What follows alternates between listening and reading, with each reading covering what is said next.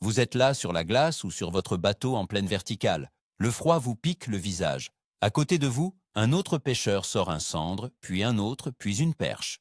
Et vous? Rien. Le néant. Pourtant, vous avez le même leurre dans les mains, un balancier. Peut-être même la même couleur. Alors, pourquoi lui et pas vous? Vous vous dites que c'est la chance, qu'il est sur le bon trou. Et si je vous disais que la chance n'a rien à voir là-dedans? Et si le problème n'était pas votre leurre, mais une série d'erreurs invisibles que vous commettez à chaque lancer? Dans cette vidéo, on va révéler pourquoi ce leurre magique fonctionne pour tout le monde, sauf pour vous. Restez bien jusqu'à la fin, car la vérité risque de bousculer toutes vos certitudes. D'ailleurs, entre nous, pensez-vous vraiment que la couleur du leurre est le facteur le plus important? Laissez votre avis en commentaire, on en reparle tout à l'heure. Le balancier, c'est une véritable légende. Un leurre qui a la réputation de pouvoir déclencher des touches quand tout le reste échoue. En hiver, sous la glace, ou en verticale le reste de l'année, il est devenu un incontournable pour traquer le sandre et les grosses perches. Tout le monde en a dans sa boîte. Les anciens ne jurent que par lui. Les magazines en parlent, les forums en sont remplis. On nous a appris à l'animer avec de grands coups de sion, à le laisser planer, à choisir des couleurs naturelles par temps clair et des couleurs flashy par temps sombre. Ces conseils, on les a tous entendus 1000 fois. On les applique à la lettre, presque religieusement. Et pourtant, pour beaucoup, le résultat est le même. Des heures de dandine dans le vide. Le problème, c'est que ces règles d'or ne sont qu'une toute petite partie de l'équation. Elles omettent les détails cruciaux, les secrets de polichinelle que les pêcheurs expérimentés appliquent, sans même y penser. Et c'est en répétant ces gestes appris, sans les comprendre, que la majorité des pêcheurs passent à côté de l'essentiel et restent persuadés que le leur ne donne pas aujourd'hui. Commençons par le commencement, ce que vous tenez dans la main, la canne. La plupart des pêcheurs pensent qu'une simple canne courte et rigide suffit. C'est une erreur monumentale. Imaginez que vous essayez d'écouter un murmure à travers un mur en béton. C'est exactement ce que vous faites avec une canne inadaptée. Une bonne canne pour le balancier est un outil de précision. Elle doit avoir un sion, c'est-à-dire la pointe, qui soit extrêmement sensible et souple. Ce sion n'est pas là pour le combat, il est là pour la détection. Il doit plier sous la moindre aspiration d'un poisson méfiant, vous indiquant une touche que vous n'auriez jamais, au grand jamais, ressentie dans le blanc. Le reste de la canne, le corps, doit en revanche posséder une bonne réserve de puissance pour assurer un ferrage sec et efficace, parfois à plus de 10 mètres de profondeur. C'est ce double visage, cette dualité entre finesse et puissance, qui est la clé. Le pêcheur lambda, lui, prend une canne lancé léger ou une vieille canne trop raide et il passe à côté de 80% des touches. Il attend une tape franche, un toc violent, alors que les plus beaux poissons, surtout les cendres éduqués, ne font souvent que gober délicatement le leurre avant de le recracher en une fraction de seconde. Passons maintenant à ce qui relie votre canne à votre leurre, la ligne. Là encore, une erreur classique, presque universelle, consiste à utiliser un diamètre trop important. On se dit « je veux être sûr de ne pas casser sur un gros poisson ». C'est une logique compréhensible, mais totalement contre-productive avec un balancier. Un balancier est conçu pour planer, pour nager en cercle, pour avoir une action de nage la plus libre possible. Une ligne trop épaisse, disons un fluorocarbone de plus de 30 centièmes pour un leurre de taille moyenne, va agir comme un frein. Elle va brider la nage du leurre. Au lieu de faire des cercles amples et attractifs lors de la redescente, votre balancier va descendre de manière plus verticale, plus saccadée, moins naturelle. Il perd tout son pouvoir de séduction. Pensez à un cerf-volant. Avec une corde épaisse et lourde, il ne volera jamais correctement. C'est pareil pour votre leurre. L'idéal est d'utiliser un fluorocarbone de qualité, entre 20 et 25 centièmes maximum, pour les pêches de cendre et perches de taille standard. Sa raideur relative transmet bien les touches et sa discrétion est un atout. Beaucoup de pêcheurs n'imaginent pas à quel point le simple fait de réduire le diamètre de leur ligne peut transformer une journée de pêche. Le nœud de raccord. On y pense rarement, n'est-ce pas? On fait son nœud habituel, un nœud de cuillère ou un palomar, bien serré contre l'œillet du leurre. Et voilà, encore une erreur qui tue l'action de votre balancier. En bloquant l'œillet, vous empêchez le leurre de basculer et de pivoter librement. Vous le contraignez. Le balancier n'est pas un poisson nageur qui tire sur la ligne. Il doit pouvoir bouger avec un maximum de liberté lors des phases de traction et surtout de relâchement. La solution est pourtant simple et connue des compétiteurs, le nœud Rapala ou boucle de liberté. Ce nœud ne serre pas l'œillet, il crée une petite boucle dans laquelle le leurre peut évoluer librement. Cette liberté, même si elle ne semble que de quelques millimètres, change radicalement la nage. Le leurre part plus loin sur les côtés, il papillonne mieux à la descente, il est plus vivant. Faites le test chez vous, dans un évier ou un aquarium. Attachez un balancier avec un nœud classique, puis avec une boucle. La différence est flagrante. C'est le genre de détail qui, mis bout à bout avec les autres, explique pourquoi le voisin prend du poisson et pas vous. Il ne s'agit pas de magie, mais de physique. L'animation. C'est le cœur du sujet, et c'est là que se concentrent les pires habitudes. Le mythe du grand coup de sion sec et ample à la vie dure. On voit des pêcheurs lever le bras jusqu'à l'épaule, arrachant littéralement le leurre du fond. Que se passe-t-il sous l'eau quand vous faites ça? Le leurre fait un bond d'1 mètre ou plus, de manière totalement erratique et agressive. Pour un poisson actif, un brochet par exemple, cela peut parfois fonctionner. Mais pour un cendre apathique, posé sur le fond en plein hiver, c'est le meilleur moyen de lui faire peur. Il voit un truc bizarre et bruyant foncer sur lui, il ne va pas attaquer, il va fuir. La bonne animation est souvent beaucoup plus minimaliste. Il s'agit de décoller le leurre du fond avec un coup de poignet sec mais court. Le but n'est pas de faire sauter le leurre, mais de le faire glisser sur le côté. Une traction de 20 à 30 cm suffit amplement. Le leurre va alors s'écarter, puis revenir en planant vers le centre, sous le trou. C'est pendant cette phase de redescente, cette nage planante, que se produisent 99% des touches. Et cela nous amène au point le plus crucial de toute la technique, le secret que beaucoup de pêcheurs ignorent ou négligent, la pause. Après votre coup de sion, le leurre redescend. Il met quelques secondes pour revenir à la verticale, puis il s'immobilise. C'est à cet instant précis qu'il faut marquer une pause. Pas 1 seconde, pas 2, mais parfois 5, 10, voire 15 longues secondes. Le pêcheur impatient a déjà envie de redonner un coup de sion. Il se dit « Il ne se passe rien, je dois bouger le leurre ». Erreur fatale. Imaginez la scène sous l'eau. Le cendre, curieux, a suivi le leurre qui planait. Il est maintenant juste en dessous, le nez dessus, en train de l'inspecter. Il est méfiant. Si le leurre repart d'un coup, il va prendre peur. Mais si le leurre reste immobile, parfaitement suspendu, juste devant sa gueule, son instinct de prédateur va prendre le dessus. Il va finir par l'aspirer, souvent très délicatement. La plupart des touches que vous manquez ont lieu pendant cette pause. Vous ne les sentez même pas, car vous êtes déjà en train de préparer le prochain mouvement. La patience n'est pas une vertu à la pêche au balancier, c'est la technique elle-même. La monotonie est l'ennemi du pêcheur au balancier. Faire exactement le même geste, à la même vitesse, avec le même temps de pause pendant 1 heure, est le meilleur moyen d'endormir les poissons, et vous-même.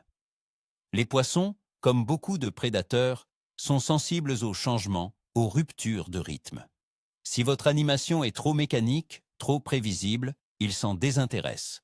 Il faut donc constamment varier. Faites une série de 3 animations rapides et courtes, suivies d'une longue pause. Ensuite, tentez une seule animation, beaucoup plus ample, et laissez le leurre revenir très lentement. Tentez des petites secousses sur place, juste en faisant trembloter le sion de votre canne pour faire vibrer les hameçons. Parfois, le simple fait de remonter le leurre d'1 mètre dans la colonne d'eau, puis de le laisser redescendre en le contrôlant, peut déclencher une attaque réflexe d'un poisson suiveur. Il faut être créatif, essayez de surprendre le poisson. Pensez-vous comme un marionnettiste. Votre leurre est votre marionnette et vous devez lui donner vie. Une marionnette qui fait toujours le même mouvement est ennuyeuse. Une marionnette qui a des mouvements imprévisibles et vivants captive l'attention. C'est pareil sous l'eau. Parlons du réglage de la profondeur. C'est un détail qui semble basique, mais qui est souvent mal exécuté. La technique la plus courante est de laisser le leurre toucher le fond, puis de remonter de 20 ou 30 cm. C'est un bon point de départ, mais c'est rarement suffisant.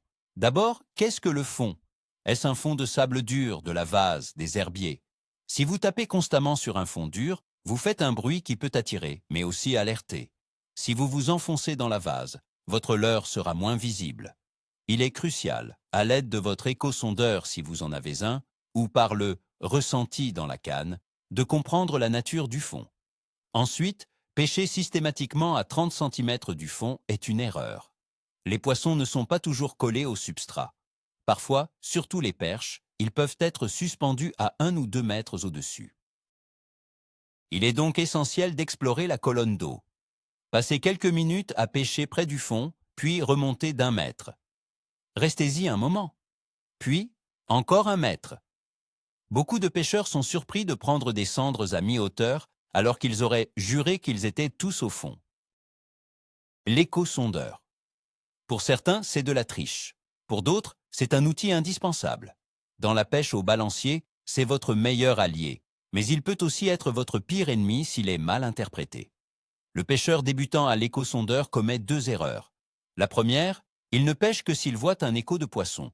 Il passe son temps à percer des trous, à regarder son écran, et s'il ne voit rien, il bouge. Or, un poisson n'est pas toujours détectable. Il peut être collé au fond, dans un obstacle. La deuxième erreur, c'est de voir son propre leurre sur l'écran et de se concentrer uniquement sur lui, en oubliant de regarder les signaux faibles.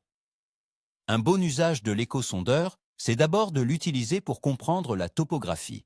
Trouver la cassure, le petit rocher, la fosse, c'est là que les poissons se postent. Ensuite, oui, il sert à repérer l'activité. Mais le plus important est de regarder comment les poissons réagissent à votre leurre. Vous voyez une ligne monter vers votre balancier? C'est un poisson intéressé. S'il monte et repart aussitôt, votre animation est mauvaise. S'il reste dessous sans bouger, il est hésitant. C'est le moment de faire une longue pause ou des micro-tremblements. L'échosondeur n'est pas une machine à trouver le poisson. C'est une fenêtre sur son comportement. Le choix du leurre. Oui, on y arrive, mais pas comme vous le pensez. Le pêcheur moyen a une boîte remplie de dizaines de balanciers de toutes les couleurs et de toutes les tailles. Il passe son temps à changer, persuadé que le bon leurre existe. C'est une perte de temps et d'énergie. En réalité, vous n'avez besoin que de quelques modèles fiables. Ce qui compte, c'est l'adéquation entre la taille du leurre et la profondeur. Un petit leurre léger dans 15 mètres d'eau mettra une éternité à descendre et vous n'aurez aucun contrôle sur lui. Un gros leurre lourd dans 3 mètres d'eau aura une action de nage limitée et brutale. Il faut donc adapter le poids à la profondeur pour garder une ligne tendue et un bon contact. Pour la taille, elle doit correspondre à la taille des proies du moment. Observez les alevins, les petits poissons fourrage. Essayez d'imiter leur gabarit. En général, des tailles entre 5 et 9 cm couvrent la majorité des situations pour le sandre et la perche. Avoir 3 tailles différentes est bien plus important que d'avoir 20 couleurs dans une seule taille. La confiance dans le leurre est primordiale. Changer toutes les 5 minutes est le meilleur moyen de douter et de mal pêcher. Et la couleur, alors? On nous a vendu le mythe de la couleur miracle, celle qui fonctionne un jour et pas le lendemain. La vérité est beaucoup plus nuancée. Oui, la couleur a une importance, mais elle est secondaire par rapport à l'action, la pose et la localisation. Les règles de base sont logiques. Couleur naturelle, perche, gardon, dans les eaux claires et par grand soleil. Couleur flashy, fire tiger, orange, jaune, dans les eaux teintées ou par faible luminosité. C'est un bon point de départ. Mais il y a une subtilité, le contraste. Parfois, un leurre très sombre, presque noir, se détachera mieux sur un fond de sable clair qu'un leurre de couleur naturelle. Un leurre blanc ou argenté sera plus visible en suspension dans une eau chargée. Au lieu de vous demander quelle est la bonne couleur, demandez-vous quel contraste mon leurre va-t-il créer dans cet environnement? C'est une approche beaucoup plus efficace. Et surtout, une fois que vous avez choisi une couleur qui vous semble logique, tenez-vous-y. Donnez-lui sa chance. Pêchez avec pendant au moins 30 minutes avant de décider si elle fonctionne ou non. La couleur ne rattrapera jamais une mauvaise animation ou un mauvais emplacement. L'état de vos hameçons. C'est un détail tellement évident que personne n'y prête attention. Vous sortez votre balancier de sa boîte, il a servi la semaine dernière, il a peut-être un peu d'humidité. Les pointes des hameçons, surtout les petits triples voleurs, sont incroyablement fines.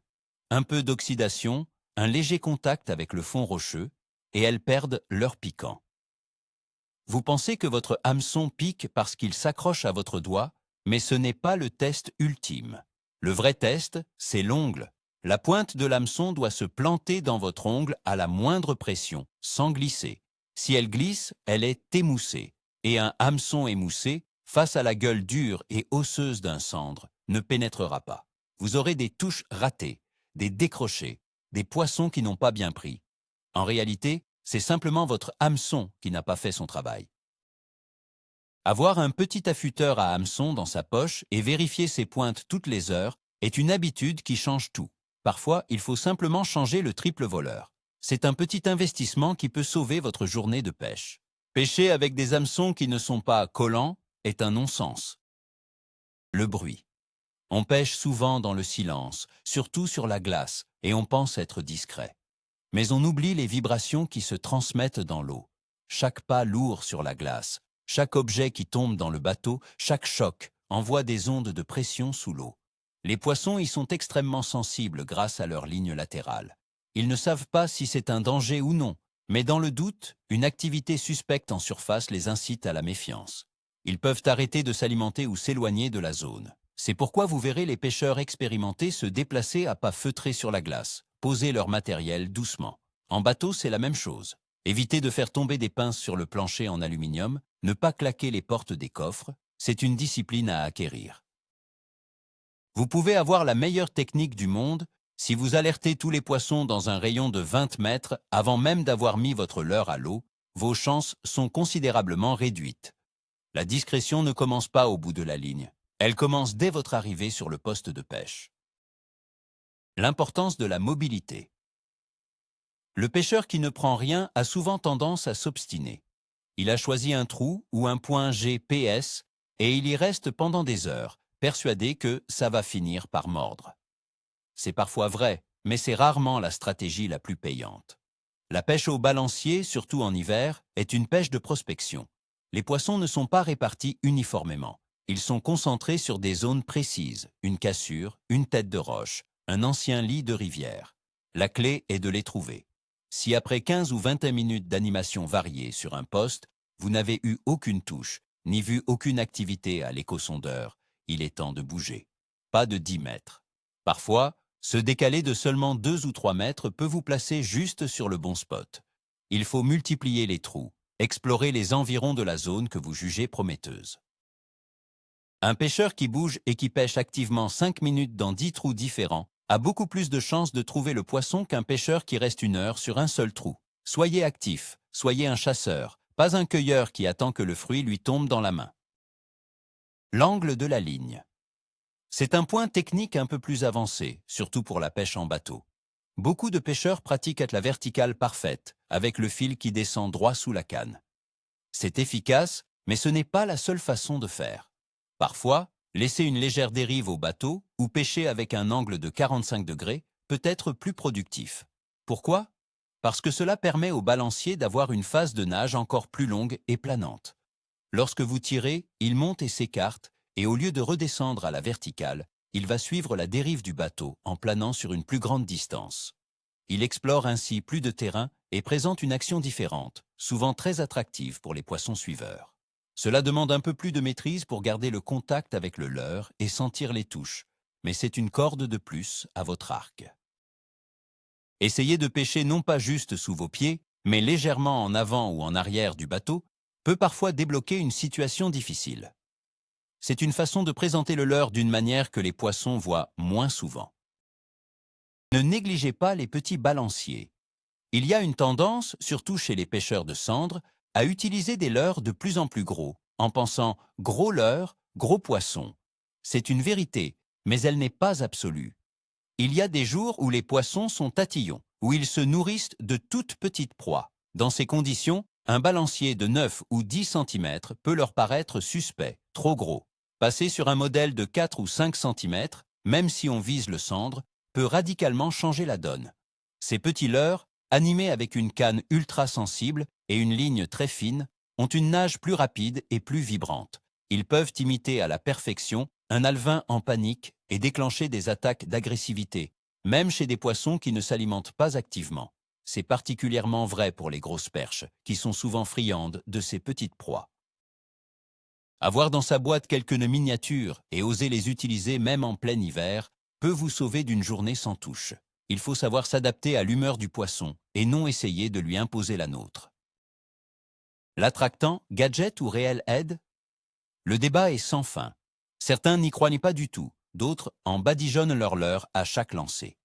La vérité se situe probablement entre les deux. Un attractant ne fera jamais mordre un poisson s'il n'est pas là ou s'il n'est pas d'humeur. Cependant, il peut jouer un rôle crucial dans une situation bien précise, celle du poisson hésitant. On a tous vu à l'échosondeur ce poisson qui monte sur le leurre, reste quelques secondes à l'observer, puis s'en va. C'est là que l'attractant peut faire la différence. Le léger sillage olfactif peut lever les derniers doutes du poisson. De plus, et c'est peut-être son rôle le plus important, lorsqu'un poisson prend le leurre en bouche, le goût et l'odeur peuvent l'inciter à le garder une fraction de seconde de plus avant de le recracher. Cette fraction de seconde, c'est souvent tout ce dont vous avez besoin pour sentir la touche et ferrer. Il ne faut pas en abuser. Une petite noisette sur le corps du leurre suffit. C'est un petit plus, un joker à utiliser lorsque les conditions sont difficiles. Ça ne coûte rien d'essayer, et ça peut parfois rapporter gros. Comprendre la pression de pêche. Si vous pêchez sur un lac très populaire où des dizaines de pêcheurs se succèdent chaque week-end, vous devez partir du principe que les poissons sont éduqués. Ils ont vu passer tous les modèles de balanciers, toutes les couleurs. Ils ont appris à associer ce type de vibration à un danger. Dans ce contexte, faire comme tout le monde est la garantie de ne rien prendre. Il faut se démarquer. Comment? En utilisant des modèles de leurre moins connus, des couleurs atypiques ou, plus subtilement, en modifiant votre animation. Essayez des animations ultra lentes avec des pauses interminables de 20 secondes ou, au contraire, des petites secousses très rapides et nerveuses près du fond. L'objectif est de présenter quelque chose que le poisson n'a pas l'habitude de voir. Pensez aussi aux horaires. Au lieu de pêcher aux heures de pointe, quand tout le monde est sur l'eau, essayez le coup du matin très tôt ou le coup du soir tard, lorsque la pression se relâche. Sur des poissons méfiants, la subtilité et l'originalité priment sur la technique pure et dure. Le facteur vent. En bateau, on a tendance à le subir, voire à le maudire. Pourtant, le vent peut être un allié. Un léger vent qui fait dériver lentement le bateau est une aubaine pour la prospection. Il vous permet de couvrir du terrain de manière naturelle, bien plus efficacement qu'avec un moteur électrique. Il faut apprendre à utiliser cette dérive. Placez votre bateau en amont du vent par rapport à la zone que vous voulez pêcher et laissez-vous porter. Cela vous oblige à pêcher légèrement en oblique et non à la verticale parfaite, ce qui, comme on l'a vu, peut être très bon. Le vent crée aussi un léger clapotis en surface. Ce clapotis réduit la pénétration de la lumière dans l'eau et brise l'image de la surface. Les poissons se sentent alors plus en sécurité et sont souvent plus actifs et moins méfiants. Donc, un jour avec un petit vent et un ciel couvert est souvent bien meilleur pour la pêche au balancier qu'un jour de grand calme avec un soleil éclatant. Il ne faut pas avoir peur des conditions un peu plus difficiles, elles sont souvent de notre côté. L'observation de l'environnement. Un bon pêcheur n'a pas les yeux rivés sur son sion ou son écran d'échosondeur en permanence. Il observe. Il regarde où les autres pêcheurs prennent du poisson. Il ne s'agit pas de s'agglutiner sur eux, mais de comprendre. Sont-ils sur une cassure? Près d'une arrivée d'eau? À quelle profondeur? Il observe l'activité des oiseaux. Des oiseaux plongeurs qui se concentrent sur une zone indiquent souvent la présence de bancs de poissons fourrage en dessous. Et où il y a du manger, il y a des prédateurs. Il observe la couleur de l'eau, sa clarté. Tous ces indices, qui semblent anodins, sont des pièces du puzzle. La pêche n'est pas qu'une affaire de technique, c'est aussi un jeu de déduction. Un pêcheur qui comprend son environnement et s'y adapte aura toujours une longueur d'avance sur celui qui applique mécaniquement une technique apprise dans un livre. Le meilleur conseil est souvent juste sous vos yeux, il suffit de lever la tête pour le voir. La pêche au balancier est un dialogue avec le milieu aquatique, et pour dialoguer, il faut d'abord savoir écouter et observer. Enfin, le dernier point, le plus important, est d'ordre mental, la confiance. Si vous partez à la pêche en étant persuadé que vous n'allez rien prendre, que votre leurre ne fonctionne pas, que vous n'avez pas de chance, alors vous avez déjà perdu. Votre manque de confiance va se traduire dans vos gestes. Vous ferez des animations mécaniques, sans conviction. Vous serez moins attentif. Vous abandonnerez trop vite. La confiance en votre matériel, en votre technique et en votre stratégie est fondamentale. Choisissez un leurre en lequel vous croyez, une couleur qui vous inspire, et pêchez avec conviction. Chaque coup de sion doit être donné avec l'anticipation d'une touche. Restez concentré sur votre sion, sur votre fil. Visualisez votre leurre en train de nager sous l'eau. Croyez en ce que vous faites. C'est cet état d'esprit positif et concentré qui vous rendra plus performant, plus attentif aux touches subtiles et plus patient. Le doute est le pire ennemi du pêcheur. Vous avez maintenant toutes les clés techniques. La dernière, la plus puissante, est dans votre tête. C'est elle qui fera de vous un pêcheur qui réussit avec un balancier et non plus un pêcheur qui regarde les autres réussir. Alors, récapitulons. On a vu que le problème vient rarement du balancier lui-même. C'est un système complet. Une canne inadaptée qui ne transmet pas les touches, une ligne trop épaisse qui bride la nage, un nœud qui bloque le leurre, une animation trop agressive et des pauses trop courtes. On a aussi parlé de l'importance de bouger, de comprendre son échosondeur sans en devenir esclave, et de faire attention aux détails comme le piquant des hameçons. Le plus grand retournement de situation, le voilà le truc, ce n'est pas une astuce secrète, mais une prise de conscience. Le succès au balancier est une somme de petits détails bien exécutés. L'erreur que font 99% des pêcheurs, c'est de se concentrer sur un seul élément, souvent la couleur, en ignorant tout le reste. C'est comme vouloir faire une bonne recette avec le meilleur ingrédient du monde, mais en brûlant la cuisson et en oubliant l'assaisonnement. En appliquant ne serait-ce que la moitié de ces conseils, votre prochaine sortie pourrait être radicalement différente. Vous n'allez plus subir la pêche, vous allez la maîtriser. Merci beaucoup d'avoir regardé cette vidéo jusqu'au bout. Si elle vous a appris quelque chose, n'hésitez pas à mettre un pouce bleu, ça aide énormément la chaîne. Abonnez-vous pour ne pas rater les prochaines. Et maintenant, j'ai une question pour vous, et soyez honnête. Parmi toutes les erreurs qu'on a listées, laquelle pensez-vous commettre le plus souvent? Dites-le nous dans les commentaires, il n'y a aucune honte à avoir. On est tous passés par là. À très bientôt au bord de l'eau.